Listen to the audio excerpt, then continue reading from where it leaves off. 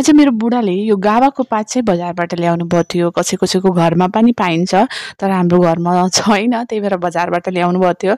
अनि भन्नुभएको छ, "बुढी यसको मजाको एकदमै हेल्दीवाला करी बनाऊ।" अनि मैले भने, "हेल्दीवाला भन्नाले मतलब?" भन्नुभएको छ, "मतलब कि बिना तेलको बनाऊ न, एकदमै टेस्टी, स्वादिलो।" त म पनि सोचेँ अब यति भन्नुभएको छ भने बनाइदिउँ। त मैले के गरेँ, पातलाई काटेर त्यसमा थोरै बेसन, नुन, बेसार, खुर्सानी, जिरा पाउडर सबै एड गरेँ। अनि सानो सानो लड्डु बनाइदिएँ। अनि यता तोरी, धनियाँ अनि प्याज, टमाटर अनि थोरै हरियो खुर्सानीलाई पेस्ट बनाएँ। अनि मेथीको तड्का लगाएर मसालालाई भुटिदिएँ। अरू मसाला पनि एड गरेँ। अनि मसाला भुटिसकेपछि यसमा ग्रेभीको लागि पानी हालिदिएँ। अनि नुन नबिर्सिनु होला, नुन पनि हालेँ।